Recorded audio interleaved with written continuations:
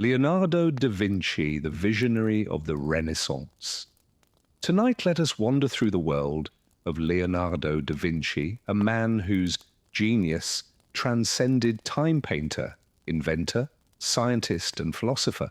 He was the very embodiment of the Renaissance spirit. Close your eyes and step into a world where art and science intertwine, where sketches of flying machines dance alongside portraits of timeless beauty. Let the story of this extraordinary man inspire your dreams. Leonardo da Vinci was born on April the 15th, 1452, in the small Tuscan village of Vinci, Italy. The illegitimate son of a notary and a peasant woman, he grew up surrounded by rolling hills, olive groves, and the beauty of the Italian countryside. From a young age, he displayed an insatiable curiosity about the world around him, sketching animals, plants, and landscapes in meticulous detail. Without formal education in Latin or Greek, the scholarly languages of the time, Leonardo learned by observing nature. He would collect insects, study the flight of birds, and dissect animals, fascinated by the mechanics of movement. His keen eye for detail would later shape his artistic masterpieces and groundbreaking inventions. At the age of 14, Leonardo was sent to Florence, the artistic capital of Italy, to apprentice under Andrea del Verrocchio, one of the most renowned painters and sculptors of the time.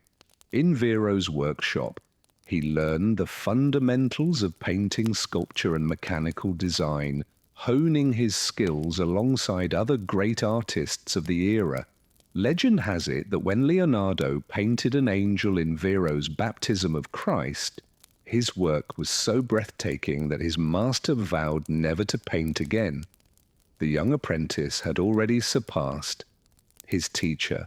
Florence was a city of creativity and intellectual awakening, and Leonardo thrived in this environment. He experimented with perspective, anatomy, and light, constantly refining his techniques. His notebooks from this period reveal his fascination with the human form, filled with studies of muscles, facial expressions, and intricate sketches of hands. One of his lifelong obsessions among Leonardo's many masterpieces, none is more famous than the Mona Lisa, painted between 153 and 1519. This enigmatic portrait of a woman with an elusive smile has captivated the world for centuries. The secret to the Mona Lisa's allure lies in Leonardo's mastery of spatto, a technique that softens transitions between colors and tones, creating a lifelike depth. Her eyes seem to follow the viewer, her expression shifting subtly with changing light. Was she smiling? Was she hiding a secret? The mystery of her expression has puzzled art lovers for generations. Leonardo carried the painting with him wherever he went, making adjustments. Until his final days today, it remains one of the most celebrated and studied works of art in history, housed in the Louvre Museum in Paris. Another of Leonardo's great masterpieces is The Last Supper, painted on the walls of the convent of Santa Maria de Gra in Milan. Unlike traditional depictions of the biblical scene, Leonardo captured the exact moment when Jesus tells his disciples that one of them will betray him. The painting is a symphony of emotion, shock, disbelief, and sorrow, ripple through the figures, each reacting in their own way. Leonardo's study of human gestures and expressions brings an unparalleled realism to the scene. Unfortunately, his experimental fresco technique caused the painting to deteriorate over time, but restoration efforts have helped preserve its brilliance. Even in its faded state, The Last Supper continues to be one of the most revered artworks in the world. Leonardo's genius extended far beyond painting. His notebooks filled with over 13,000 pages of sketches, designs and observations reveal a mind centuries ahead of its time. He designed flying machines inspired by birds, envisioned early concepts of submarines and tanks, and explored human anatomy with remarkable precision. One of his most famous sketches, Vitruvian Man, represents the ideal human proportions based on the right WR rings of the Roman architect Vitruvius. This drawing symbolizes Leonardo's belief in the harmony between art and science, showing how the human body follows mathematical principles. Though many of his inventions were never built, his ideas laid the foundation for future generations of engineers, architects, and scientists. His curiosity knew no bounds, and his relentless pursuit of knowledge remains an inspiration to this day. In his later years, Leonardo moved to France at the invitation of King Francis I, who admired him not only as an artist but as a visionary thinker. He settled in the Château d'Ussy, where he continued to work on his studies, surrounded by gardens and a peaceful landscape. Even in his final days, Leonardo's mind never ceased to explore. He passed away on May 2nd, 1519, at the age of 67, leaving behind a legacy that would shape the course of art science and human understanding. As our journey through Leonardo's world comes to an end, take one last look at the pages of his notebooks filled with endless ideas and possibilities. He once wrote, "Learning never exhausts the mind." His insatiable curiosity reminds us that knowledge and imagination are limitless tonight. Let the spirit of Leonardo da Vinci inspire your dreams, filling them with wonder, invention, and the timeless beauty of art and discovery. Sweet dreams, dear traveller, of Renaissance wonders. Michelangelo, the master of marble and divine vision. Tonight let us step into the world of Michelangelo Buonarroti, a man whose hands shaped the very soul of the Renaissance sculptor-painter, architect and poet.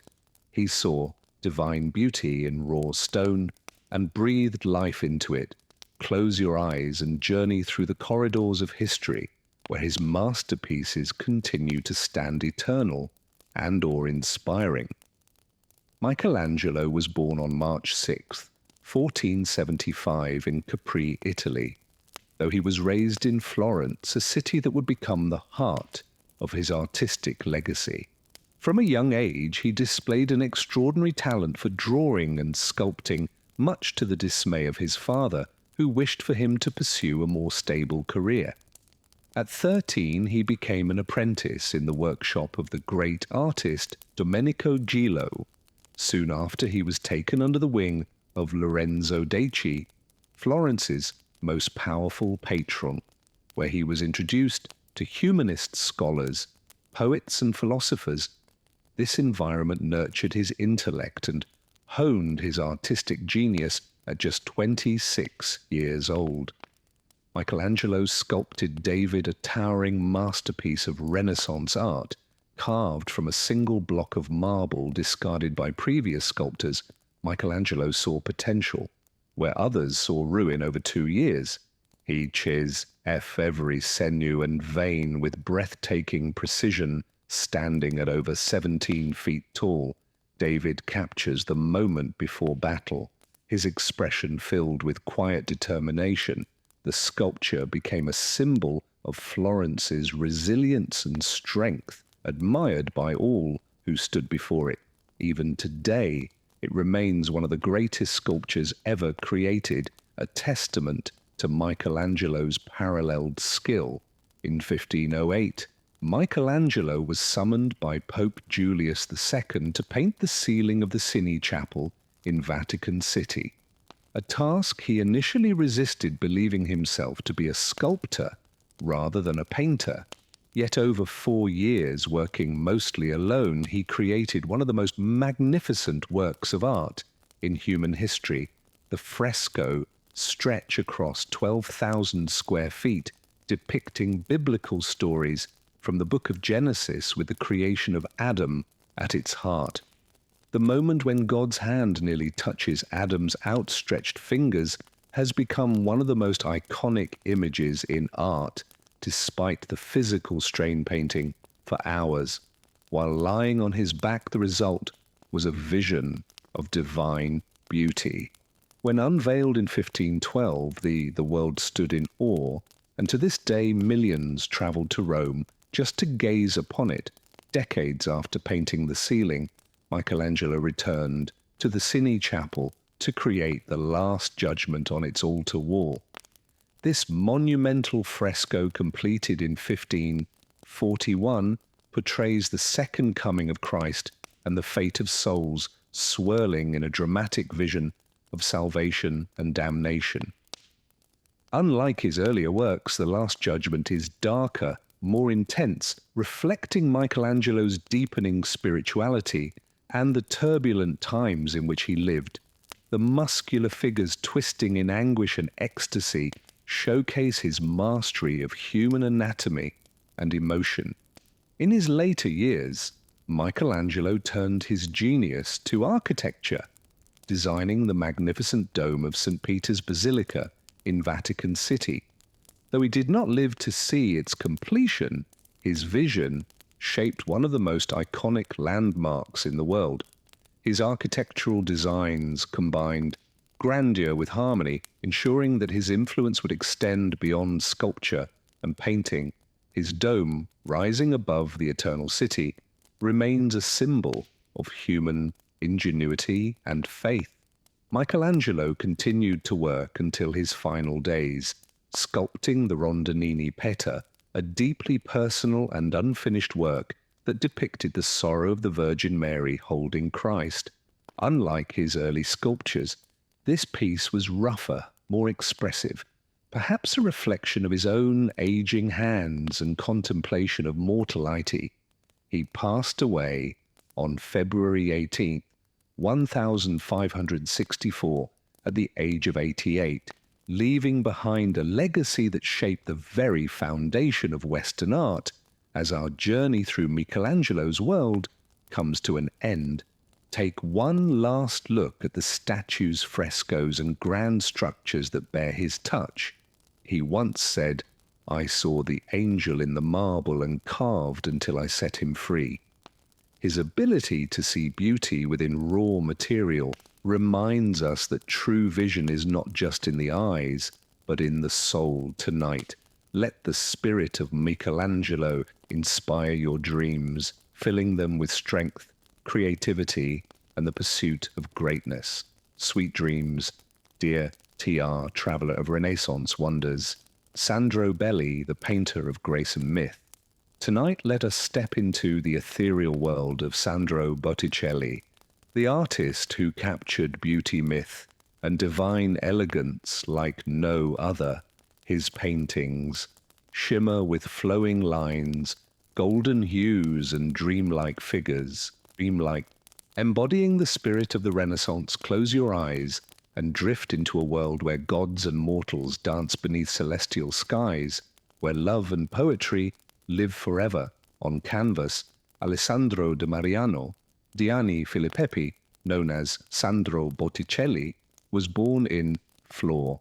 In 1445, the city bursting with art, philosophy, and intellectual awakening was the perfect cradle for a budding painter. He trained under Fra Filippo Lippi, absorbing his master's delicate style and developing his own vision of grace and harmony under the patronage of the powerful Medi family.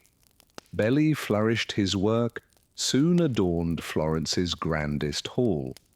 Capturing the beauty and ideals of the Renaissance among Bell's masterpieces, none is as iconic as The Birth of Venus, completed around 1485. This breathtaking painting depicts the goddess Venus emerging from the sea on a shell blown ashore by gentle zers. Her golden hair flows like silk, her pose both graceful and pure, embodying the Renaissance's admiration for classical mythology and human beauty. The painting, filled with soft pastels and fluid lines, evokes a sense of serenity and wonder. Venus is not just a figure, she is an idea, a symbol of divine love, untouched and eternal, another of Belle's great triumphs. Primavera is a lush, enigmatic celebration of spring and renewal set in an enchanted grove. The figures Venus, the three Graces, Mercury and Flora move in a rhythmic harmony, their expression serene, their drapery flowing as if stirred by a soft breeze. The painting is a riddle of mythology and meaning, blending Neoplatonic philosophy with classical beauty. It is a dream of nature. Fertility and the cycles of life woven into a delicate ballet of color and form. Despite his deep connection to mythological themes, Belli also painted religious works that conveyed intense emotion and spirituality. His Madonna and Child paintings radiate warmth and tenderness, while the mystical Nativity reflects a more solemn, almost apocalyptic vision of faith. Later in life, under the influence of the radical preacher Savonarola Belli's art, took on a darker tone. It is said that he even burned some of his paintings during the infamous bonfire of the Vanities. Though this remains uncertain as Florence changed and the high Renaissance brought new styles, Belli's graceful, linear approach fell out of favor. He lived his final years in relative obscurity, overshadowed by the monumental works of Leonardo da Vinci and Michelangelo. He passed away in 1510, buried in Florence with little fanfare, yet centuries later his name would rise again. His paintings celebrated as some of the most exquisite and poetic in art history. As our journey through Belli's world comes to an end, take one last look at his golden-haired figures, their gazes filled with quiet mystery. He once painted not for fleeting trends but for eternity, capturing moments of divine grace that still move us today. Tonight, let the spirit of Belli inspire your dreams, filling them with elegance, romance, and the soft glow of a Renaissance dawn. Sweet dreams, dear traveller, of painted myths. Pablo Picasso, the rebel who redefined art, let us step into the bold and ever-changing world of Pablo Picasso, an artist who shattered conventions and reshaped the very essence of artistic expression. Painter, sculptor, printmaker, and visionary, he left behind a body of work as dynamic as the man himself.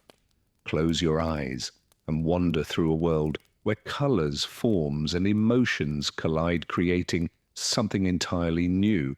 Pablo Picasso was born on October 25th, 1881, in Malaga, Spain, to an artist father who recognized his son's extraordinary talent from an early age. By the age of 7, Picasso was already painting with remarkable skill, surpassing students twice his age. His formal training in classical techniques gave him the foundation he would later break apart to build something revolutionary. At just 13, he was admitted to the prestigious Academy of Fine Arts in Barcelona, a city that would remain close to his heart. It was here that Picasso began exploring beyond traditional methods, sketching scenes of everyday life and experimenting with bold, expressive lines. As a young man, Picasso moved to Paris, where he struggled with poverty but found inspiration in the city's bohemian spirit. Following the tragic death of a close friend, his paintings became melancholic, dominated by shades of blue, and depicting fig of solitude and despair. This blue period, 1901 to 1904, produced masterpieces like The Old Guitarist, capturing the depths of human emotion. In contrast, his Rose period, 1904 to 1906, was filled with warm pinks and oranges, portraying circus performers and harlequins in a more playful yet wistful manner. These early phases showed Picasso's ability to channel emotion into color, setting the stage for his groundbreaking work in 1907. Picasso, alongside George Briard, pioneered Cubism, a movement that would forever change art, inspired by African masks and Cézanne's geometric forms. He deconstructed reality painting multiple perspectives. At once, Le Demoiselle V shocked the art world with its fragmented figures and bold angular shapes.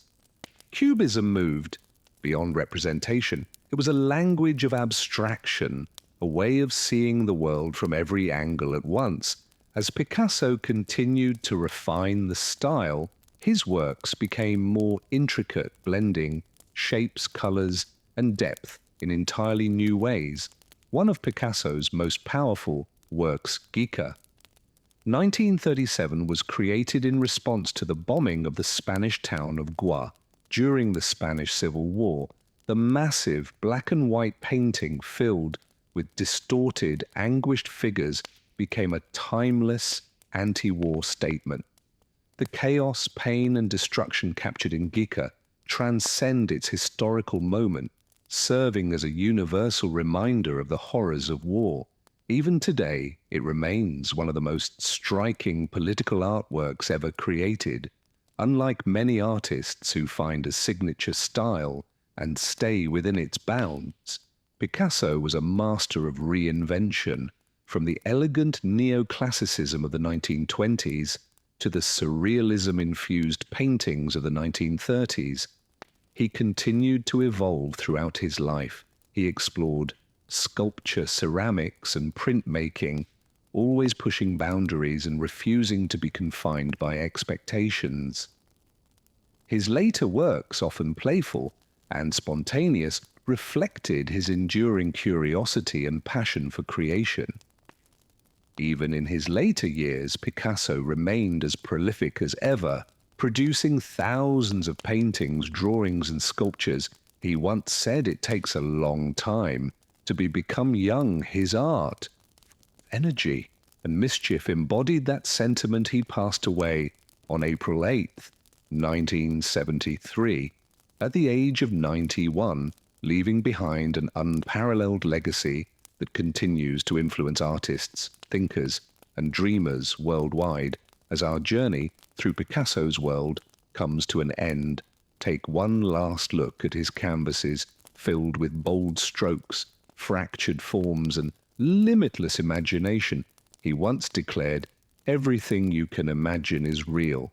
His fearless creativity reminds us that art is not just about what we see, it's about what we feel and how we dare to express it tonight. Let the spirit of Picasso inspire your dreams, filling them with color, passion, and the boundless freedom of artistic exploration. Sweet dreams, dear traveler of creative wonders, Rembrandt, the master of light and shadow. Tonight, let us step into the luminous world of Rembrandt van Rijn, a painter whose mastery of light and shadow breathed life into his canvases, a storyteller. Through brushstrokes, he captured the human soul in its rawest form, joy, sorrow, and quiet contemplation. Close your eyes and journey through the golden glow of candlelit scenes and the deep shadows of mystery. Rembrandt Harman van Rijn was born on July 15, 1606, in Leiden, Netherlands, a city rich in culture and learning as the son of a miller. His early life was modest, but his talent for drawing was evident from a young age. His parents ensured he received a good education, and by 14 he was studying at the University of Leiden. However, the pull of art was too strong. He soon left university to train as a painter under the guidance of Jacob van Swanenberg and later Peter Lastman.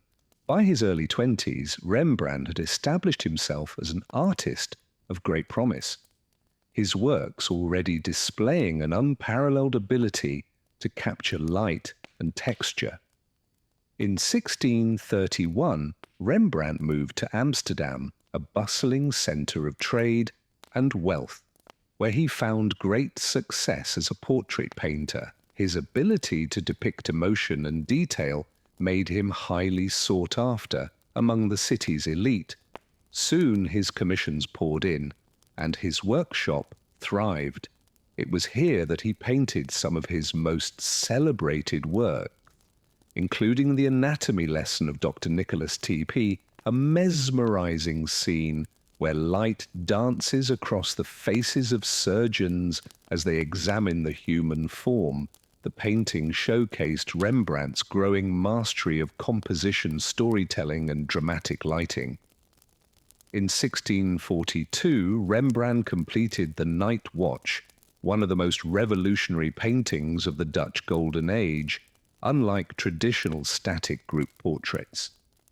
This masterpiece was alive with movement and depth. The figures didn't merely pose, they acted interacting with one another in dynamic motion, using his signature chiaroscuro technique. Dramatic contrasts of light and shadow. Rembrandt created a composition filled with mystery and intensity, though initially controversial for its unconventional approach. The Night Watch is now considered one of the most celebrated paintings in history. Despite his artistic triumphs, Rembrandt's personal life was marked by sorrow. He married Saskia Vanenberg, who was his great love and muse, but tragedy struck as she died at a young age, leaving him in grief. His later relationships and financial troubles further deepened his struggles. Though his fortunes declined, his artistry never wavered. In his later years, he turned increasingly to self-portraiture, painting himself with unflinching honesty. These portraits, marked by deep wrinkles, tired eyes, and an introspective gaze, reflect a man who had seen both the heights of fame and the depths of despair. As Rembrandt aged, his work became even more profound. Paintings like The Jewish Bride and The Return of the Prodigal Son are imbued with an emotional depth that transcends time. He no longer sought perfection, but rather truth. Humanity in its most vulnerable, touching form. His brushwork grew looser, his colors richer, and his compositions more intimate. He captured the essence of life in a way few painters ever have, making his later work some of the most moving in art history. Rembrandt's final years were filled with hardship, but he continued to paint until the very end. He passed away on October 4th, 1669 in Amsterdam, leaving behind a legacy that would influence generations of artists to come. His burial was modest, his financial struggles having taken their toll, but his art would live on forever, illuminating the depths of the human experience. As our journey through Rembrandt's world comes to an end, take one last look at his canvases where faces glow with life and darkness hides unspoken stories. He once said, "Without light, no shadow can exist." His art reminds us that in every moment of darkness, light will always find a way to shine through tonight. Let the spirit of Rembrandt inspire your dreams, filling them with depth, emotion, and the timeless beauty of the human soul. Sweet dreams, dear traveler, of luminous wonders. Vincent van Gogh, the artist of passion and tragedy. Tonight let us step into the swirling, dreamlike world of Vincent van Gogh, a man whose brushstrokes captured the turbulence of his soul and the beauty of the world around him. Though his life was fraught with hardship, his art glows with emotion, movement, and an intensity that continues to touch hearts across the world. Close your eyes and journey through golden fields, starry nights, and sun-drenched orchards where color and feeling merge into masterpieces. Vincent van Gogh was born on March 30th, 1853 in the Netherlands. The son of a pastor, from an early age, he struggled with a deep sensitivity to the world, moving from job to job, working as an art dealer, a teacher, and even a preacher, before realizing that painting was his true calling. It wasn't until his late 20s that he fully devoted himself to art, moving from the subdued earth tones of his early works, such as The Potato Eaters, to the vivid, expressive colours that would define his later masterpieces. In 1886, Van Gogh moved to Paris, where he was introduced to Impressionism and Japanese prints, the city's vibrant art scene, and the influence of artists like Monet and Toulouse-Lautrec encouraged him to experiment with colour and light. His once dark palette exploded into shades of yellow, blue, and green with bold, energetic brush, strokes that captured the very essence of life. During this time, he painted self-portrait with a straw hat, a striking image that reveals his intensity and evolving style. Though he still battled loneliness and despair, his paintings became brighter, filled with movement and warmth, longing for peace. Van Gogh moved to Arras in 1888, hoping to create an artistic retreat inspired by the sun-drenched landscapes of southern France. He painted some of his most famous works, including Sunflowers, The Yellow House, and Café Terrace at Night. It was also in AR that Van Gogh formed a turbulent friendship with fellow artist Paul Gogh. Their time together ended in disaster when, in a fit of mental anguish, Van Gogh famously cut off part of his ear. This marked the beginning of his deepest struggles with mental illness, leading to his voluntary admission to the S. Paul de Moule Asylum in 1889. While at the asylum, Van Gogh created one of the most iconic paintings of all time. The starry night, swirling skies, luminous stars, and a quiet village below blend into a scene filled with movement and emotion. The painting is not just a landscape, it is a glimpse into Van Gogh's soul, a mixture of wonder and turbulence, hope and sorrow. In his letters to his beloved brother Theo, he wrote of his longing for peace, yet his art continued to burn with passion, capturing the essence of nature and human feeling like no other. In 1890, Van Gogh moved to Osuas, where he painted over 70 works in just a few months. His brush strokes became even more urgent, his colours more intense. Works like Wheatfield with Crows hint at both beauty and sorrow, as if he knew his time was drawing to an end. On July 27, 1890, Van Gogh suffered a gunshot wound, the circumstances of which remain unclear. He died 2 days later with Theo at his side. His final words were, "The sadness will last forever."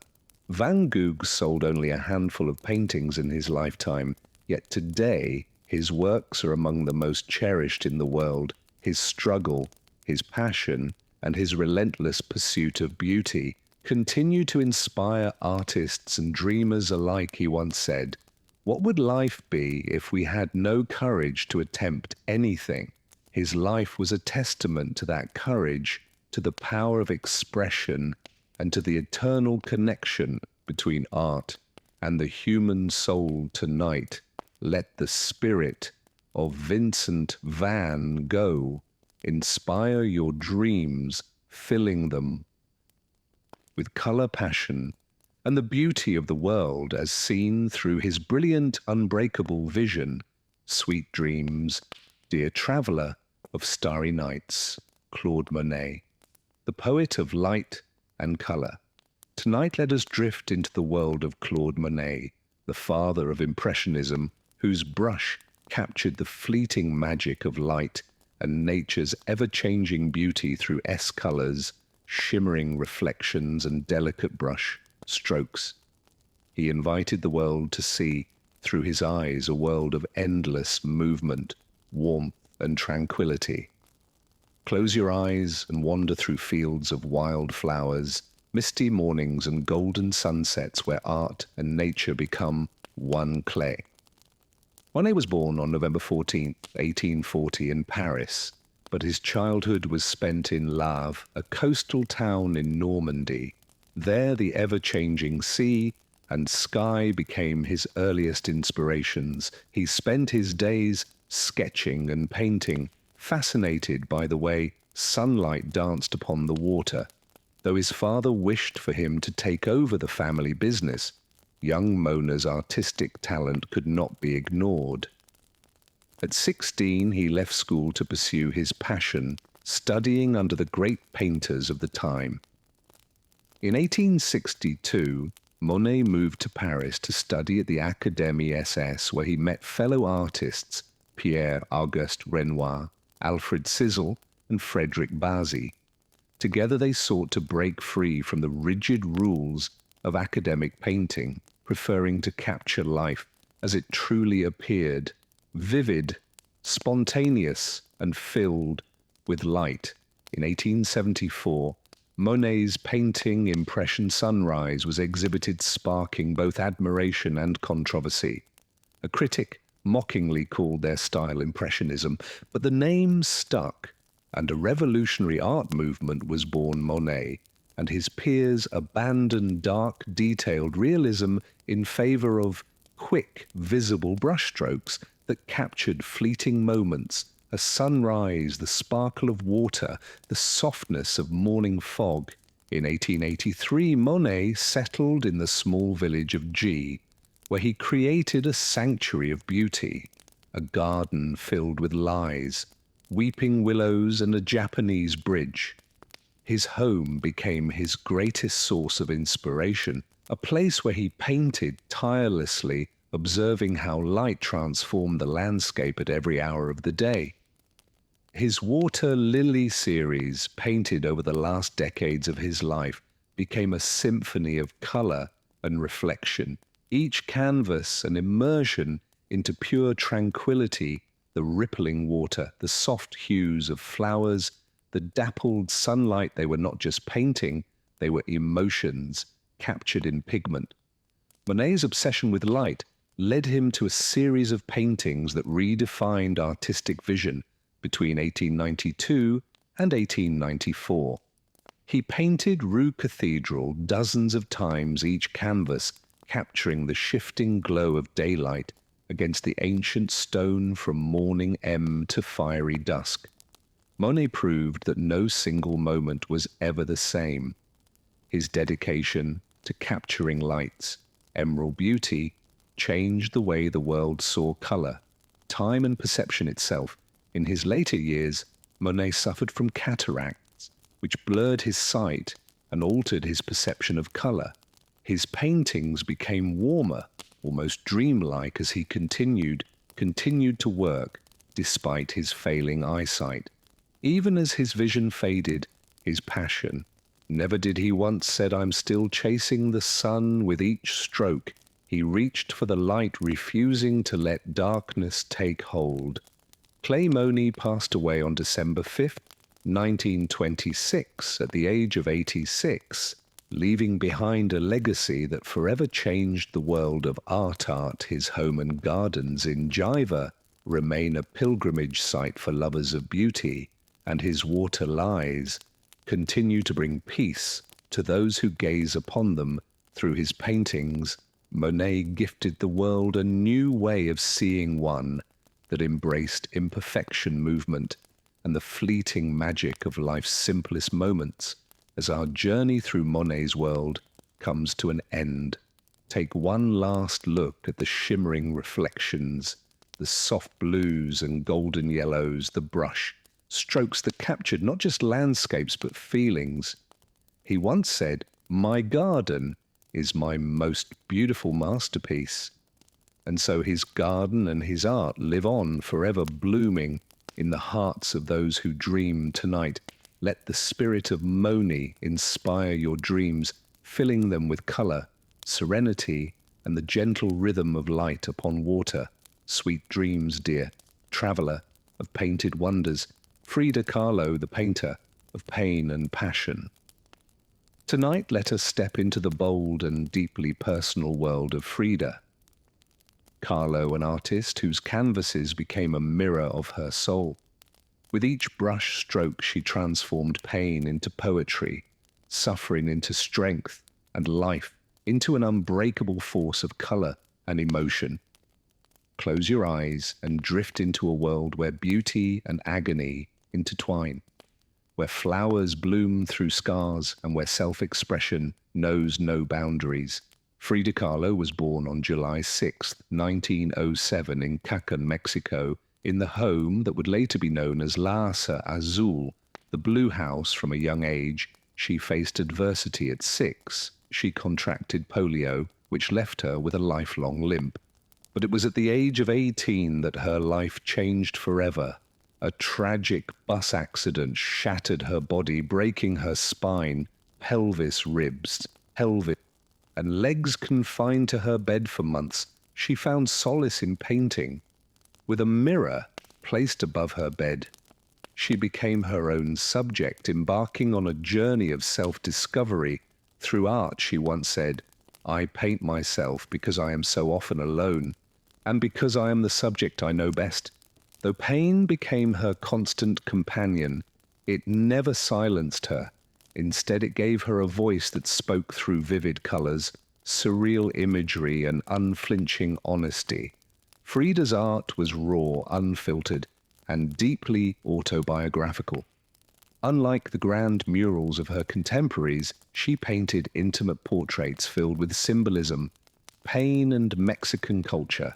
Her works fused indigenous folklore, surrealism, and personal storytelling, creating a style entirely her own. Through works like The Two Frères and Self-Portrait with Thorn, Necklace, and Hummingbird, she laid bare her emotional and physical struggles, confronting love loss and identity with fearless honesty. She painted not for fame, but for survival, weaving her own history into each canvas with bold strokes and haunting detail. Frida's tumultuous relationship with Mexican muralist Diego Rivera became one of the most famous love stories in art history. He was 20 years her senior, a larger-than-life figure with an insatiable appetite for art. And women, their marriage was filled with both admiration and infidelity, devotion and heartbreak, despite the pain he caused. Her Diego remained Frida's greatest supporter. Together they traveled between Mexico and the United States, immersing themselves in politics, art, and revolution. But Frida, forever longing for her homeland, once said, "I am not sick, I am broken, but I am happy to be alive as long as I can paint." Their love was a paradox, both destructive and deeply intertwined with their artistic inspirations. Even after their divorce and eventual remarriage, Frida never stopped loving. Diego writing, "I love you more than my own skin." Frida's body never healed, and the years of pain only deepened. She underwent countless surgeries, her spine held together by metal sets, her legs wrapped in bandages, yet she refused to be defined by her suffering.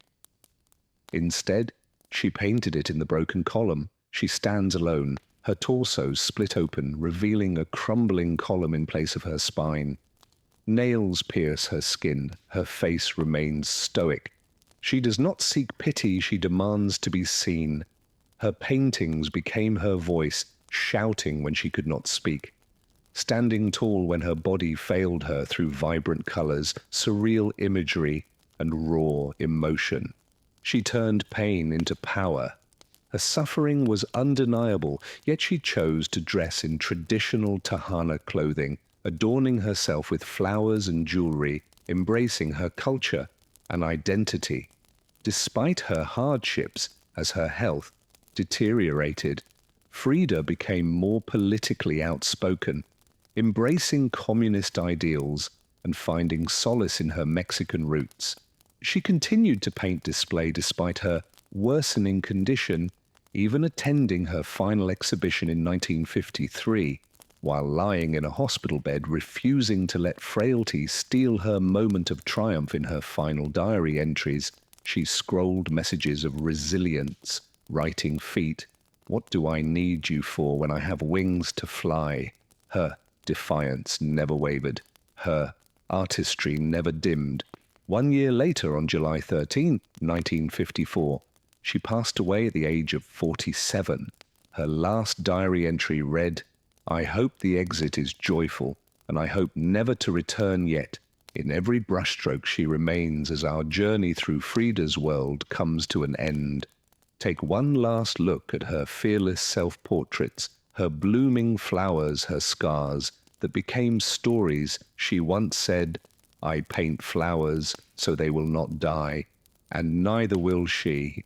Frida Kahlo is more than an artist. She is an icon, a symbol of defiance, creativity, and resilience. Her paintings whisper to those who feel broken, reminding them that pain can be transformed into something beautiful, that even the deepest wounds can bloom tonight.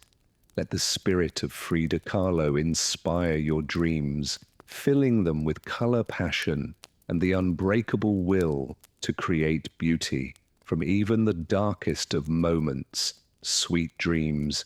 Dear traveler of painted emotions, Georgia O'Keeffe, the spirit of the desert and flowers tonight, let us drift into the boundless landscapes of Georgia O'Keeffe, an artist who saw the world with a vision unlike any other. Her sweeping desert horizons, towering flowers, and bold use of color captured the essence of nature's quiet power. She was a woman of independence, resilience, and creativity, shaping modern art with her fearless brush. Strokes.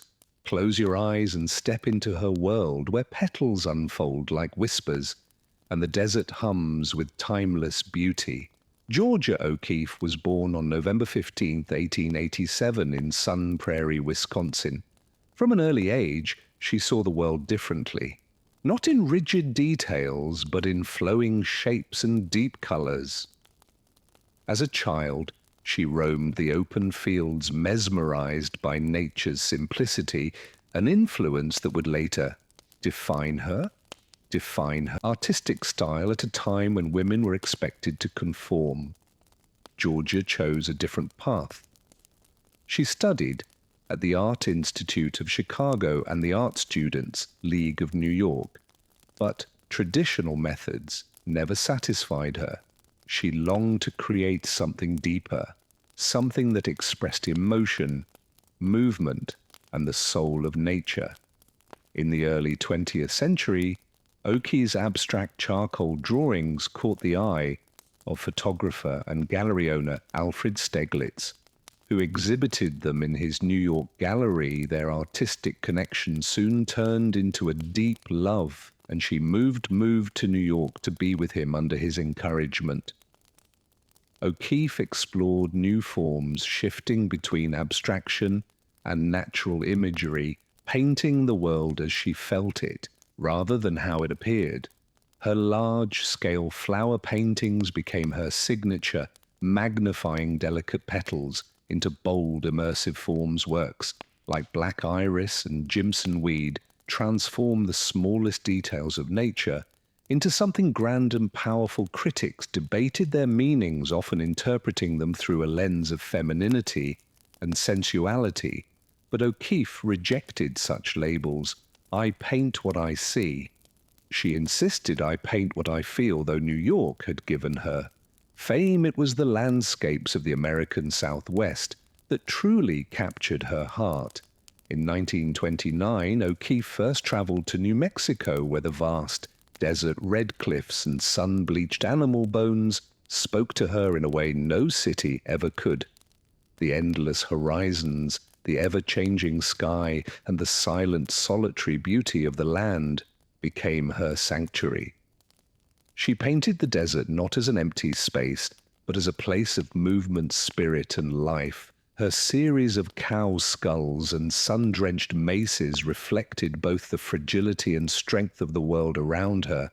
She saw beauty in what others overlooked: the bones, the parched landscapes, the stark contrast of light and shadow. Eventually she made New Mexico her permanent home, living in her beloved Ghost Ranch, where she painted from sunrise to sunset, her only companions the land and the wind. Georgia O'Keeffe was not just an artist, she was a pioneer in a male-dominated art world. She forged her own path, refusing to be categorized or defined by others. She was a woman who lived on her own terms, embracing solitude and seeking inspiration in the wild open spaces of the earth. Even in her later years, as her eyesight began to fail, she continued to create, turning to sculpture and experimenting with different mediums. Her passion for art never wavered, and neither did her love for the natural world. She once said to see takes time, and through her art she invited the world to truly see, to slow down, to feel, to immerse in the simple, profound beauty of the world. O'Keeffe continued painting well into her 90s, her legacy already secure as one of the most influential modernist painters in history. She passed away in 1986 at the age of 98, leaving behind a body of work that forever changed the way we view nature, form and color. Her flowers still bloom on museum walls, her day desert landscapes still breathe with life, and her spirit, independent, fearless, and deeply connected to the world, lives on in every brushstroke she left behind. As our journey through O'Keeffe's world comes to an end, take one last look at the delicate folds of her flowers, the fiery hues of her desserts, the sky stretching infinitely above. She once said, "I found I could say things with color and shapes that I couldn't say any other way," and so she spoke through her paintings, telling stories of solitude, resilience, and a love for the earth itself. Tonight, let the spirit of Georgia O'Keeffe inspire your dreams, filling them with vast open landscapes, soft petals, and the quiet strength of a woman who saw the world in color and light. Sweet dreams, dear traveler, of painted horizons. Albert Einstein, the dreamer of the universe. Tonight, let's wander through the winding corridors of history and science to explore the life of a man who forever changed how we understand the universe. Settle and close your eyes and let the soothing tale of Albert Einstein unfold like a peaceful symphony of discovery, a humble beginning. The spark of genius is often found in the most unassuming places. Albert Einstein was born on March 14, 1879, in the small town of Old Germany. His childhood was ordinary in many ways, filled with the sounds of his mother's piano and the whirring of machines from his father's workshop. His father, Hermann Einstein, was an electrical engineer, while his mother, Pauline Cook, nurtured Albert's love for music. But Albert was not like other children. As a toddler, he was slow to speak, so much so that his family worried something might be wrong. However, those early silences were not signs of a lack of understanding, but of deep contemplation. His family nicknamed him the Dopey One because of his dreamy nature and tendency to daydream for hours. When he was 5, something magical happened. His father gave him a simple compass, a gift that seemed small. Albert sparked something profound. Albert was fascinated by how the needle always pointed north, as though an invisible force were guiding it. This moment marked the beginning of a lifelong obsession with the mysteries of the universe. Einstein's schooling was far from smooth. As a boy, he found the rigid structure and rote memorization of the German education system, suffocating. His teachers often described him as lazy, inattentive, and disrespectful of authority. But what they didn't see was a young mind constantly asking why. When Albert was 10, he discovered books that would change his life. He began to devour texts on mathematics, physics, and philosophy at home. He would spend hours solving problems far beyond his school curriculum. Guided by his uncle Jacob, who nurtured his early love for algebra, By the time he reached his teenage years, his family moved to Switzerland and he attended a more progressive school in Zurich. It was here that he began to blossom. His rebellious streak remained, but this time it fueled his passion for science. In 1896, Einstein enrolled at the Swiss Federal Polytechnic in Zurich, a prestigious school known for producing some of Europe's finest scientists. But even here, Einstein struggled. He found formal lectures uninspiring and often skipped classes, choosing instead to study on his own. His professors considered him a difficult student who lacked discipline, yet behind the scenes, Albert was doing something extraordinary. He spent nights in his room working on problems, reading scientific papers, and corresponding with fellow students. He fell deeply in love with physics, particularly the works of Isaac Newton and James Clerk Maxwell. Despite his unconventional learning style, Einstein graduated in 1900 with a teaching diploma, but job offers did not pour in, and for a while he lived in relative obscurity, working odd tutoring jobs to make ends meet. Then, in 1902, he secured a job as a clerk at the Swiss Patent Office in Bern. The job at the patent office, though seemingly mundane, was perfect for Einstein.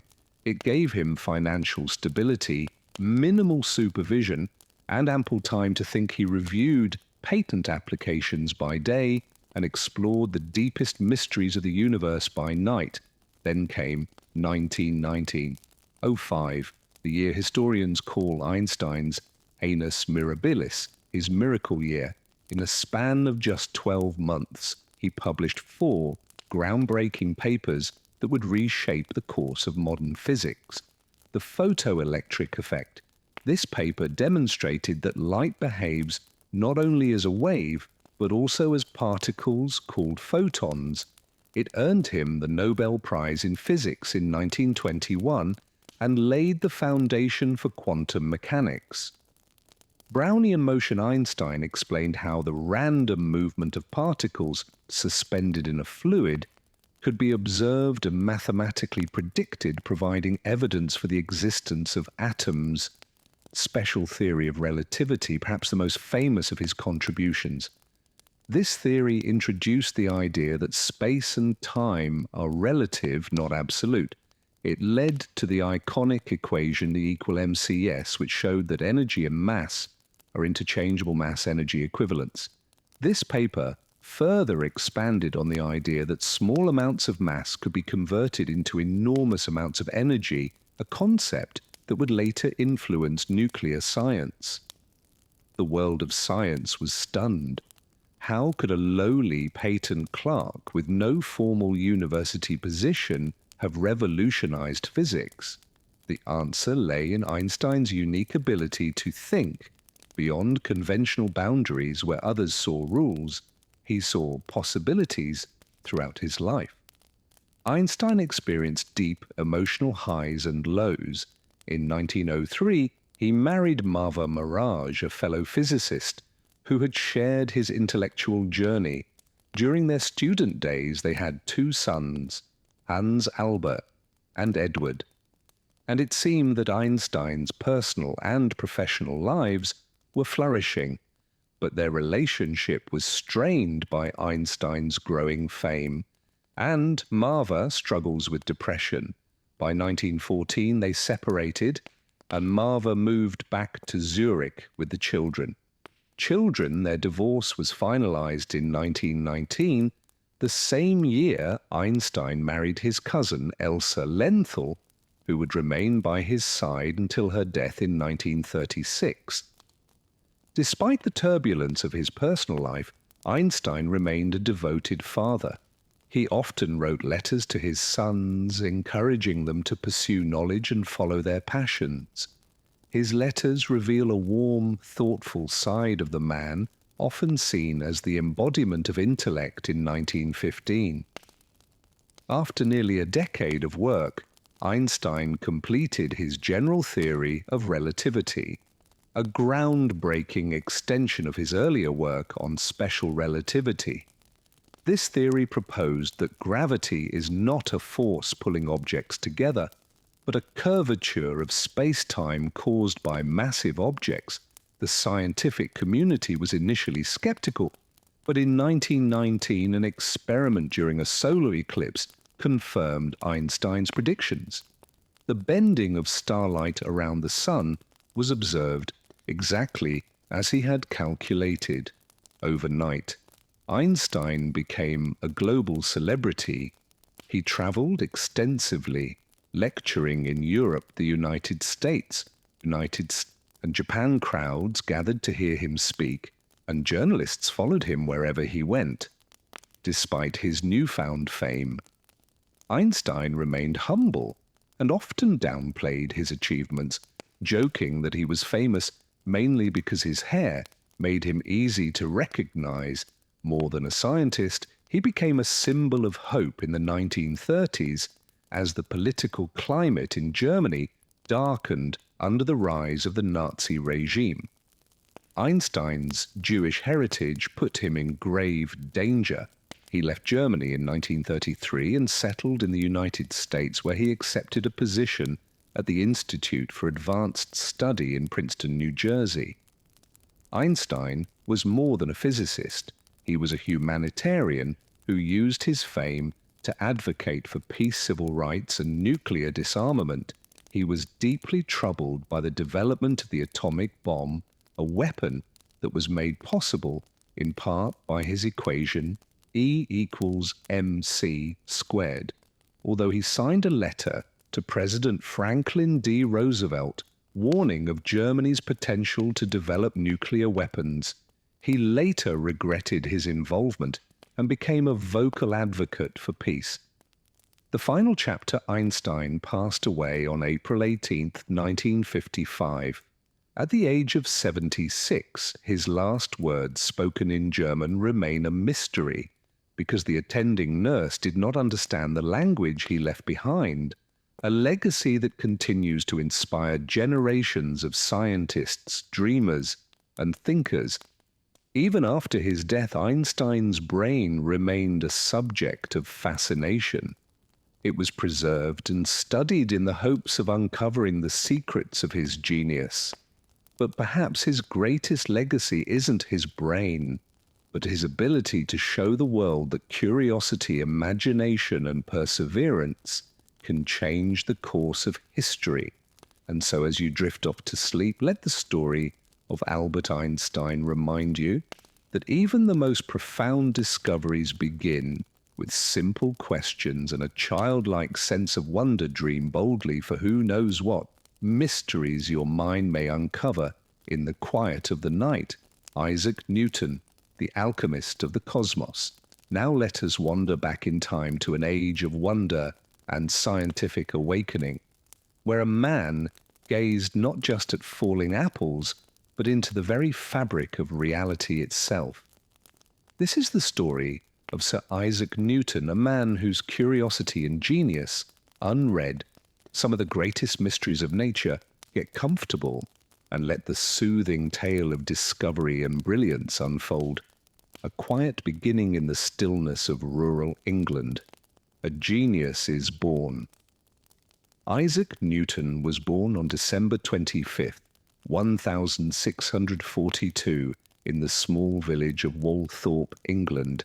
His birth was anything but ordinary. Born prematurely, he was so small and frail that no one expected him to survive, but fate had different plans for the boy who would one day change the world.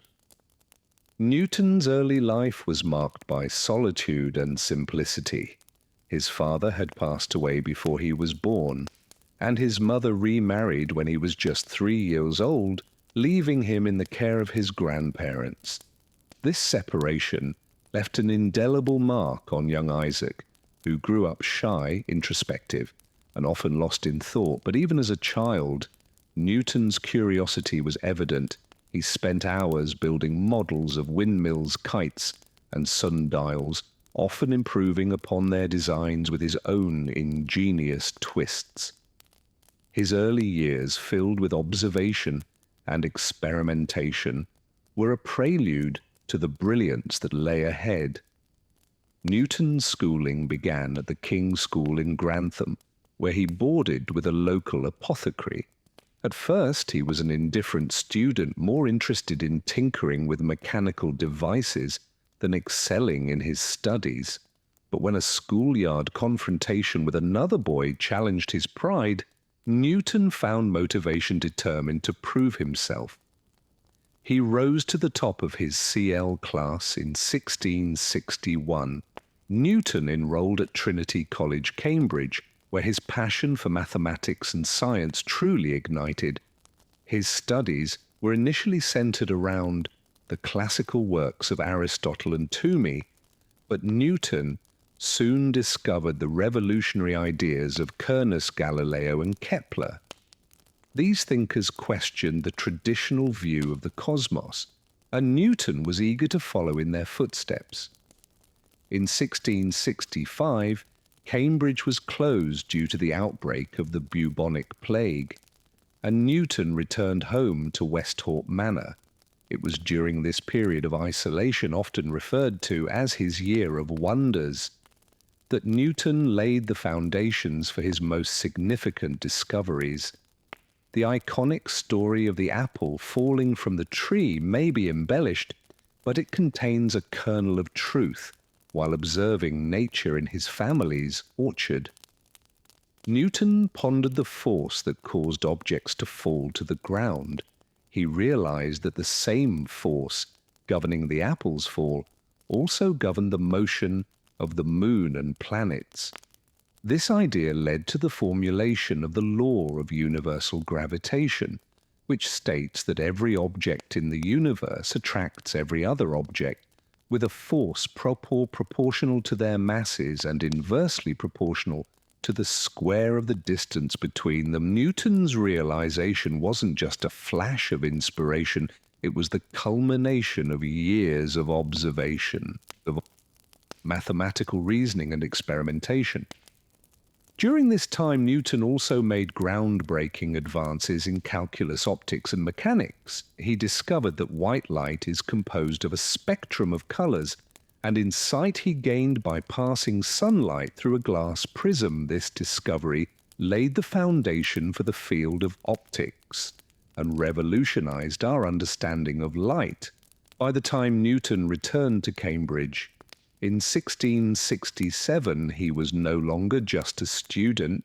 He was a man on the verge of reshaping science. In 1687, Newton published one of the most important scientific works in history, Philosophia Naturalis Principia Mathematica, or simply the Principia. This masterpiece laid out the laws of motion and the law of universal gravitation, providing a mathematical framework for understanding the physical world. Newton's three laws of motion became the cornerstone of classical mechanics. An object at rest will remain at rest, and an object in motion will remain in motion unless acted upon by an external force. The force acting on an object is equal to the mass of that object multiplied by its acceleration. For every action, there is an equal and opposite reaction. These laws explained everything from the motion of planets to the trajectory of a cannonball. The Principia was a triumph of human intellect, combining rigorous mathematics with elegant physical principles. Newton's work was so comprehensive that it remained the foundation of physics for over 200 years, until the advent of Einstein's theory of relativity. While Newton is often remembered for his scientific achievements, he was also deeply interested in alchemy and theology. For decades, he studied ancient texts and conducted experiments in his quest to turn base metals into gold and discover the philosopher's stone to modern eyes. Alchemy may seem like pseudoscience, but for Newton, it was a means of unlocking the hidden forces of nature. He believed that understanding the universe required more than just mathematics and observation. It required an exploration of the mystical and divine. Newton's religious beliefs were complex. He saw God as a master architect whose laws governed the cosmos, and his scientific work was in many ways an attempt to understand the mind of God. Although his alchemical pursuits did not yield the transmutations he sought, they reflected Newton's insatiable curiosity and willingness to explore unconventional ideas. Newton's rise to fame brought him both admiration and conflict. One of his most famous rivalries was with German mathematician Gottfried Wilhelm Leibniz over the invention of calculus.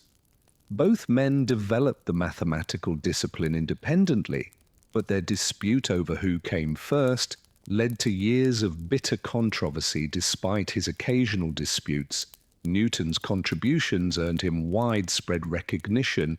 In 1705, he was knighted by Queen Anne, becoming Sir Isaac Newton. He served as Warden of the Royal Mint, where he played a key role in reforming England's currency and combating counterfeits. But even as he gained fame, Newton remained a deeply private and introspective man. His later years were marked by continued research. Though much of it remained unpublished, he spent long nights studying biblical texts and alchemical manuscripts, searching for truths that extended beyond the material world. The final years, when a brilliant mind finds rest, its light lingers forever. Newton passed away on March 20th, 1727. At the age of 84, he was buried with great honour in Westminster Abbey, among Britain's most revered figures. His tomb bears the Latin inscription Hic Depositum est quod mortal F insinuon here lies that which was mortal of Isaac Newton. Though his physical body was laid to rest, Newton's legacy lives on in every equation. Discovery and scientific advancement that followed his work laid the groundwork for modern physics, engineering, and astronomy, and his name remains synonymous with scientific brilliance, a mind that reached beyond the stars as you close your eyes. Tonight, let Newton's story remind you that the universe is not just something to observe, it is something to explore, question, and dream about. Let his words echo gently in your thoughts. If I have seen further, it is by standing on the shoulders of giants, and perhaps in the quiet of the night, you too will find yourself wondering about the mysteries waiting to be uncovered. Sweet dreams. Dear traveller of the cosmos, Stephen Hawking. A journey through time and space. Now let us drift beyond the stars, following the life of a man who taught us to dream, not just of what lies within our reach, but of the boundless mysteries of the universe. Stephen Hawking's story is one of intellect, resilience, and a love for the unknown. Settle in and let his remarkable journey gently carry you through time and space. A star is born. Genius often begins in the most ordinary of places. Stephen William Hawking was born on January 8th, 1942 in Oxford, England, exactly 300 years after the death of Galileo. His parents, Frank and Isabel. Hawking valued education deeply. His mother had studied economics and philosophy, while his father was a medical researcher. Their home was a place of books, ideas, and intellectual curiosity. But young Stephen wasn't always the prodigy.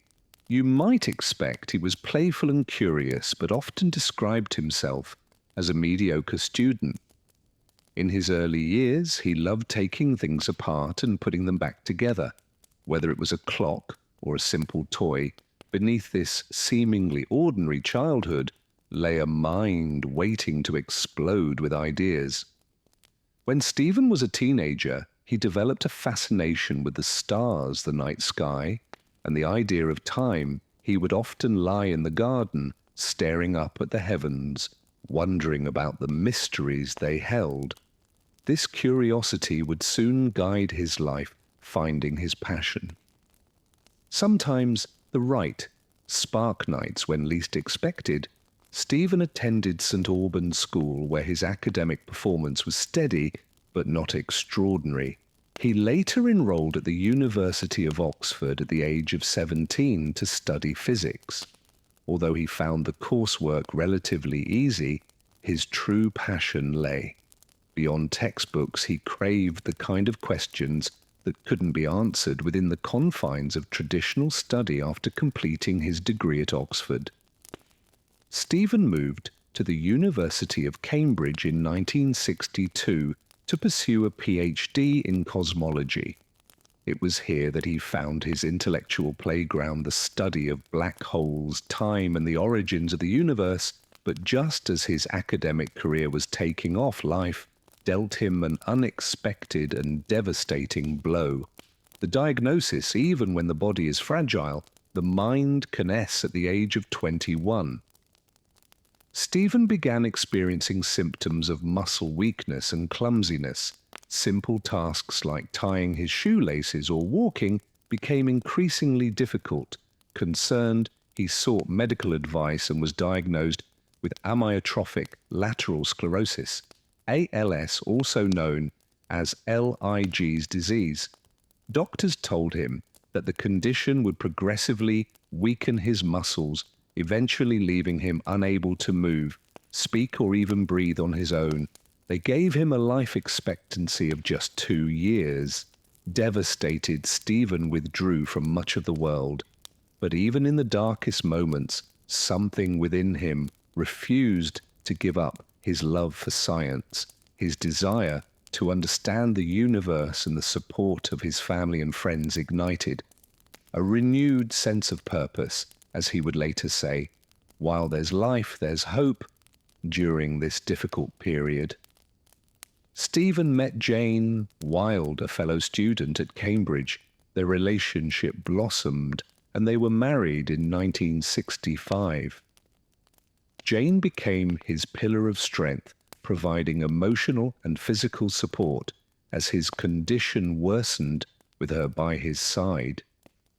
Stephen continued his work in cosmology with an intensity that astonished his peers. As his body weakened, his mind grew sharper and his ideas became bolder. In the late 1960s, he made groundbreaking contributions to the study of black holes, showing that they weren't the lifeless cosmic vacuums many had believed them to be. Instead, he theorized that black holes emit radiation, a concept now known as Hawking radiation. This idea was revolutionary. It suggested that black holes could slowly lose mass and eventually evaporate, challenging long-held assumptions about the permanence of the universe's most enigmatic object. By the mid-1970s, Stephen's physical condition had deteriorated significantly. He lost the ability to walk and began using a wheelchair, but his mind remained as active as ever, constantly churning out ideas that would reshape physics and cosmology. In 1985, a severe bout of pneumonia nearly claimed his life. To save him, doctors performed a tracheotomy, a procedure that left him unable to speak, but this did not silence him. With the help of a speech-generating device attached to his wheelchair, he regained his ability to communicate. His robotic voice became iconic, a symbol of resilience and intellect. Despite these challenges, Stephen published his groundbreaking book, A Brief History of Time, in 1988, written for a general audience. The book sought to explain complex concepts such as black holes, the Big Bang, and the nature of time in an accessible way. It became an international bestseller, making him a household name and inspiring millions to look up at the stars with renewed wonder. Throughout his career, Hawking continued to push the boundaries of what we thought possible. He worked on theories that explored the origins of the universe, the nature of singularities, and the potential existence of parallel universes. His work often bridged the gap between physics and philosophy, asking questions not only about how the universe works, but why it exists at all. Hawking was also a pioneer in discussing the future of humanity. He warned of the potential dangers of artificial intelligence and urged humanity to consider the long-term sustainability of life on Earth. He was a firm believer that humankind must explore and colonize other planets to ensure its survival. Despite his scientific fame, Hawking had a playful side. He appeared on popular TV shows like The Simpsons and The Big Bang Theory, showcasing his wit and humor. He once hosted a party for time travelers, sending out invitations on after the event to see if anyone would show up from the future. No one did, but it was a clever nod to his fascination with the nature of time. In 1995, Stephen and Jane divorced after years of strain, much of it caused by the pressures of his illness and fame. He later married his nurse, Elaine Mason, though that marriage also ended in separation. Despite these personal struggles, Hawking maintained close relationships with his children, Lucy Robert and Tim, who had often described him as a loving, humorous father. His legacy extended. Beyond his scientific achievements, Hawking was an advocate for disability rights, demonstrating that physical limitations need not define one's life. He inspired millions by showing that determination, creativity, and curiosity could overcome even the most daunting obstacles. The final journey. When a star collapses, it leaves behind a light that never fades.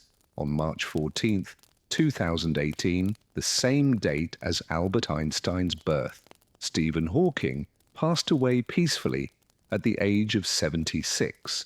The world mourned the loss of a man who had expanded our understanding of the cosmos and the potential of the human spirit. He was buried at Westminster Abbey, near the graves of Isaac Newton and Charles Darwin, a fitting resting place for a man who had stood on the shoulders of giants and become one himself, a legacy among the stars. As you drift off to sleep, let Hawking's story remind you that curiosity knows no bounds. He once said, "Remember to look up at the stars and not down at your feet. Try to make sense of what you see and wonder about what makes the universe exist. Be curious tonight." Let his words echo softly. As you dream, perhaps somewhere in the quiet of the cosmos, the answers to our greatest questions are waiting for you to find them. Sweet dreams, stargazer. Nikola Tesla, the master of lightning, and now let us immerse ourselves in the story of a man whose brilliance lit up the world, both literally and figuratively. Nikola Tesla, the enigmatic inventor and visionary, was a dreamer who imagined a future far beyond his time. As you settle in, let his extraordinary journey gently electrify your imagination. Nikola Tesla was born at the stroke of midnight on July 10th, 1856, in Nisman, a small village in what is now Croatia. His birth was accompanied by a violent thunderstorm, and according to family legend, the midwife exclaimed, "This child will be a child of light." Her words would prove prophetic. Tesla grew up in a household that valued both intellect and spirituality. His father, Milutin Tesla, was a Serbian Orthodox priest and poet, while his mother, Yukamandik, was a deeply creative woman who invented small household devices and taught her children the importance of curiosity. Tesla later credited his mother with inspiring his inventive mind from an early age. Tesla demonstrated an extraordinary memory and a fascination with nature. He could memorize entire books, solve complex mathematical problems in his head, and visualize mechanical inventions with astonishing clarity. But behind his academic brilliance was a boy who also loved long walks through the countryside, where he would observe animals, plants, and the flow of rivers, all sources of inspiration for his future inventions. Tesla's academic journey began in his local school, but it was during his studies at the Polytechnic School in Gogh, Austria, that his passion for electrical engineering fully ignited. He devoured books on physics and experimented with electrical machines late into the night. His professors were astonished by his ability to visualize concepts without needing physical models or diagrams. One of Tesla's earliest fascinations was with alternating current, AC electricity, a concept that would eventually define his career. At the time, direct current DC, championed by Thomas Edison, was the dominant form of electrical power, but Tesla saw the limitations of DC and dreamed of creating a more efficient system. Despite his academic brilliance, Tesla's unconventional ideas often clashed with traditional teaching methods. He left school before completing his degree, but his mind was already brimming with ideas that would one day change the world. In 1884, Tesla arrived in New York City with little more than a letter of recommendation and a head full of ideas. He went to work for none other than Thomas Edison, the famed inventor, who had built a vast empire based on DC electricity. But the relationship between the two men was fraught with tension. Edison, practical and business-minded, valued results over theoretical brilliance, while Tesla was a visionary who dreamed of perfecting systems that could revolutionize the world. The two clashed over their differing approaches to problem-solving and innovation. When Tesla proposed developing an AC system, Edison dismissed the idea, famously saying, "Fooling around with alternating current is a waste of time. Nobody will use it." Disillusioned, Tesla left Edison's company and struck out on his own. He soon partnered with George Westinghouse, an industrialist who believed in Tesla's vision for a power. Their collaboration would ignite the war of the currents between Tesla's AC system and Edison's DC system, a rivalry that captivated the public and defined the future of electricity. Tesla's work with Westinghouse led to a series of groundbreaking innovations that proved the superiority of AC power. In 1893, Tesla and Westinghouse showcased the potential of AC at the World's Columbian Exposition in Chicago, where they illuminated the entire fair using Tesla's technology. Visitors marveled at the glowing lights, and AC power became the talk of the world. The defining victory came when Tesla's AC system was chosen to harness the power of Niagara Falls, one of the most ambitious engineering projects of its time. In 1895, the Niagara Falls power plant began transmitting electricity to Buffalo, New York, marking the dawn of a new era. The success of the project silenced critics and established AC as the dominant form of electrical power.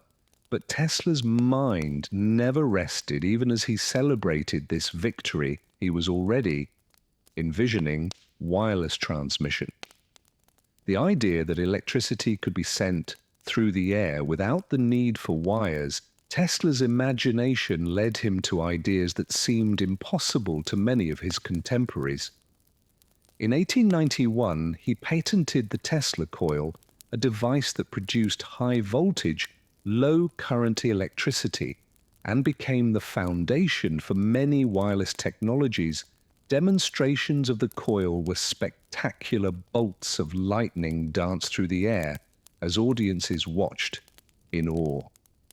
Tesla believed that one day wireless technology could provide free energy to the world.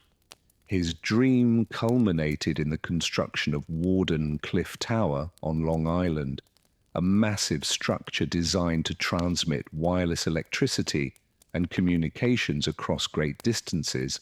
But financial difficulties and skepticism from investors forced the project to shut down before it could be completed. The Wardenclyffe Tower was never fully operational. It laid the groundwork for future technologies, such as radio, wireless communication, and even modern Wi-Fi. Despite his extraordinary achievements, Tesla's later years were marked by isolation and financial struggles. He was a man of eccentric habits.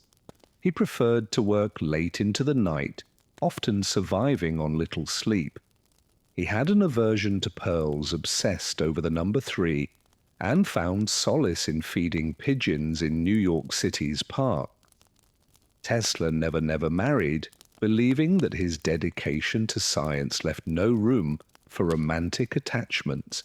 His closest relationships were with friends and patrons who admired his genius, but as he aged, many of these connections faded, and Tesla found himself increasingly alone in 1931 on his 75th birthday. Tesla was honored by Time magazine, which featured him on its cover and celebrated his contribution to modern life. Yet even with this recognition, Tesla lived modestly in a hotel room, often struggling to pay his bills. The final years, even in darkness, his light continued to shine. Tesla passed away on January 7, 1943. In his room at the New Yorker Hotel, he died alone, but his legacy was anything but forgotten. In the years following his death, the world began to fully appreciate the magnitude of his contributions. He held over 300 patents and pioneered technologies that are fundamental to modern life, including radio X-rays, electric motors, and wireless communication. His name became synonymous with innovation, and today Tesla Motors, founded by Elon Musk, carries his name as a tribute to his visionary spirit. As you close your eyes tonight, let Tesla's story remind you that even the most daring dreams can spark revolutions. He once said, "The present is theirs. The future for which I really worked is mine," his words. Like the currents he harnessed, continue to flow through our world tonight. Let your imagination drift along those invisible currents, knowing that in every glowing light, every wireless signal, and every spark of creativity, a part of Tesla's dream lives on. Sweet dreams. Dear inventor of wonder, Charles Darwin, the voyager of life. Now let us set sail on a journey through time, guided by the life of a man whose discoveries reshaped how we understand life itself. Charles Darwin's story is one of exploration, observation, and an insatiable curiosity about the natural world. Relax, and let this gentle adventure carry you to distant shores and hidden wonders. A quiet birth, a curious boy in the stillness of rural England. Nature gently calls a young mind. Charles Robert Darwin was born on February 12, 1809, in the small market town of Shrewsbury, England. His family was well too, with a lineage of scientists and thinkers. His father, Robert Darwin, was a respected physician, and his grandfather, Erasmus Darwin, was a prominent naturalist and poet. Young Charles was curious from the start. He loved collecting insects, minerals, and shells, and would spend hours observing the plants and animals in the surrounding countryside. His mother, Susanna, passed away when he was just 8 years old, but his love for nature remained a constant comfort throughout his childhood. Despite his inquisitive mind, Darwin was not an exceptional student. He disliked the strict discipline of formal schooling and often daydreamed during lessons. But outside the classroom, his mind was alive with wonder, particularly when he explored the natural world. The reluctant medical student. Sometimes the road to discovery takes unexpected detours. In 1825, Darwin's father sent him to study medicine at the University of Edinburgh, but the sight of surgeries performed without anesthesia horrified young Charles, and he quickly realized that medicine was not his calling. Instead, he spent much of his time exploring tide pools and studying marine life, with naturalists recognizing his lack of interest in medicine. Darwin's father suggested he pursue a career in the clergy in 1828. Darwin enrolled at Christ's College, Cambridge, to study theology. Surprisingly, it was here that he began to flourish. He befriended naturalists and botanists who encouraged his passion for the study of nature. One of his mentors, John Stevens, Henno became a pivotal figure in Darwin's life, recommending him for an extraordinary voyage that would change the course of history. In 1831, at the age of 22, Darwin was invited to join the HMS Beagle as the ship's naturalist on a 5-year expedition to map the coastlines of South America. Though his father initially disapproved, Darwin accepted the offer, driven by his thirst for adventure and knowledge. The voyage was both exhilarating and grueling. Darwin explored tropical rainforests, desolate volcanic islands, and vast plains teeming with wildlife. He collected thousands of specimens, plants, animals, fossils, and rocks, documenting his observations with meticulous notes and sketches. But it was on the Galapagos theory of natural selection. The Beagle's journey took Darwin to places few Europeans had seen. He marveled at the grandeur of the Andes mountains, examined fossils of extinct creatures embedded in cliffs, and studied coral reefs that seemed to defy geological understanding. With each discovery, his understanding of life's complexity deepened. When Darwin returned to England in 1836, he was no longer a wide-eyed young explorer. He was a seasoned naturalist with a treasure trove of specimens and observations. But it would take him over 20 years to refine his ideas and publish his most famous work. During this time, Darwin married his cousin Emma Wedgwood and settled into a quiet life at Down House in Kent. Their marriage was one of mutual love and respect, and Emma became a devoted supporter of Darwin's work. Even though she struggled with the religious implications of his theories, Darwin spent years analyzing his findings, conducting experiments, and corresponding with other scientists. His health often faltered due to stress and chronic illness, but his determination never wavered. He studied barnacles for 8 years, bred pigeons to observe inherited traits, and observed the behavior of earthworms all the while. His theory of evolution through natural selection slowly took shape. In 1859, Darwin published On the Origin of Species by Means of Natural Selection, a book that would forever change the scientific world. Its central idea was simple, yet profound: species evolve over time through a process of natural selection, where the traits best suited to an environment are passed on to future generations. Darwin's book was a scientific sensation, but it also sparked intense debate. Some praised it as a masterpiece of observation and reasoning, while others condemned it for challenging religious beliefs about the creation of life. Darwin himself was a cautious man, not prone to confrontation. He avoided public debates and preferred to let his work speak for itself.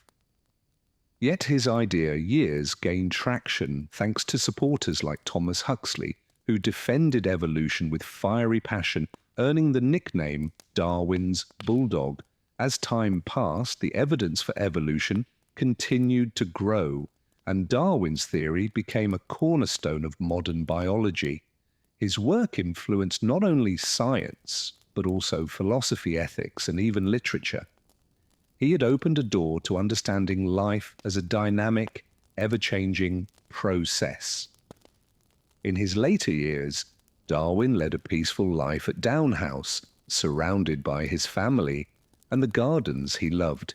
He continued to write and publish works on topics ranging from orchids to earthworms, always driven by a sense of wonder about the natural world, despite his fame. Darwin remained humble and soft-spoken. He enjoyed long walks, often pausing to observe plants and insects along the way. His children remembered him as a gentle, kind father who encouraged their curiosity. Darwin passed away on April 19, 1882. At the age of 73, he was buried in Westminster Abbey, near Isaac Newton, a fitting honour for a man whose contributions to science were monumental, a legacy written in nature as you drift off to sleep. Let Darwin's story remind you that the smallest observations can lead to the grandest discoveries. He once said, "It is not the strongest of the species that survive, nor the most intelligent, but the one most responsive to change." His words are a gentle reminder that life in all its forms is a story of adaptation, resilience, and wonder. Tonight, as the world quiets around you, imagine the soft rustle of leaves, the distant call of birds, and the rhythm of waves lapping against distant shores. Let these sounds guide you into a dream where discovery never ends. Sweet dreams, explorer of life's mysteries, Marie Curie, the radiant pioneer. Let us walk alongside a woman who shattered barriers and illuminated the world, both literally and figuratively. Marie C's journey is one of perseverance, brilliance, and an unwavering dedication to science as you settle in. Let the warmth of her legacy gently light your path. A humble beginning in Poland. Even the smallest spark can ignite a brilliant flame. Maria Sadowska, known to the world as Marie Curie, was born on November 7, 1867, in Warsaw, Poland. The youngest of 5 children, she grew up in a household filled with books, intellectual discussions, and a love of learning. Her father was a teacher of mathematics and physics, and her mother was a school principal. But Marie's early life was not without hardship. Her family struggled financially, and tragedy struck when her mother died of tuberculosis, when Marie was only 10 years old. Despite the pain, Marie found solace in her studies. She excelled in school, driven by an insatiable curiosity and a dream to pursue higher education, a dream that was not easily attainable for women in 19th century Poland. Poland, under Russian rule, placed restrictions on women's access to education, but Marie was determined. She attended a secret underground school known as the Flying University, where women could learn in defiance of the oppressive system. There her passion for science deepened, and she vowed to seek greater opportunities abroad, a new life in Paris, where determination meets opportunity. Greatness is born in 1891 at the age of 24. Marie moved to Paris to study at the prestigious Sorbonne. The transition was challenging. She lived in a small, unheated apartment and often survived on little more than bread and tea. But the hardships did not deter her. She immersed herself in her studies, earning degrees in physics and mathematics. It was during this time that she met Pierre Curie, a physicist whose gentle demeanor and brilliant mind captivated her.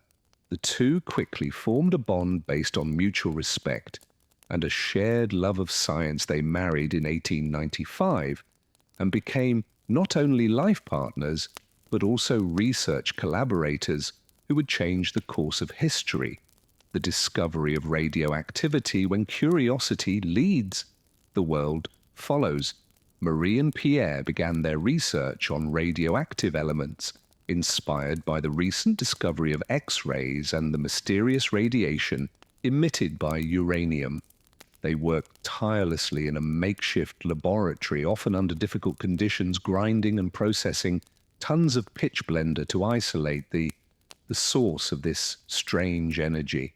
In 1898, their efforts paid off. The Curies discovered two new elements, polonium, named after Marie's homeland of Poland, and radium, which emitted an intense, glowing light. The term radioactivity was coined to describe the phenomenon they had uncovered. Marie's meticulous experiments proved that radioactivity was not the result of chemical reactions, but a property intrinsic to certain elements. This breakthrough revolutionized the field of physics and chemistry, opening the door to new scientific advancements and medical applications, a Nobel achievement. When recognition follows relentless dedication in 1903, Marie and Pierre C., along with Auribeal, were awarded the Nobel Prize in Physics for their joint research on radioactivity. Marie became the first woman to receive a Nobel Prize, breaking through the barriers of a male-dominated scientific community. But even as she celebrated this monumental achievement, tragedy struck in 1906. Pierre was killed in a street accident, leaving Marie devastated. She mourned deeply, but found solace in continuing the work they had begun. Together with resilience and determination, she took over Pierre's teaching position at the Sorbonne, becoming the first woman to teach at the prestigious university. Her research did not stop. In 1911, she was awarded a second Nobel Prize, this time in chemistry, for her discovery of radium and polonium and her work in isolating pure radium. To this day, she remains the only person to win Nobel Prize prizes in two different scientific fields, a legacy of healing science in service of humanity. During World War I, Curie saw an opportunity to apply her discoveries to medicine.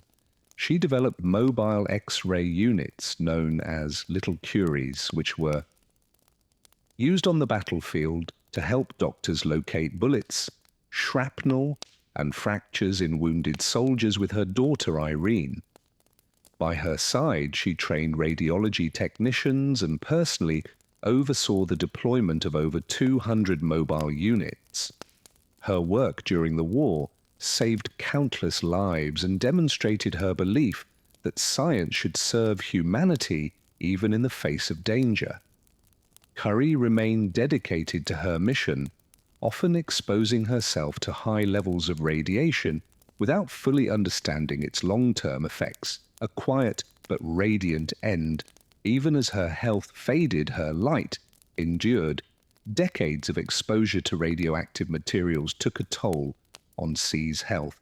She developed a plastic anemia, a condition linked to prolonged radiation exposure despite her declining health.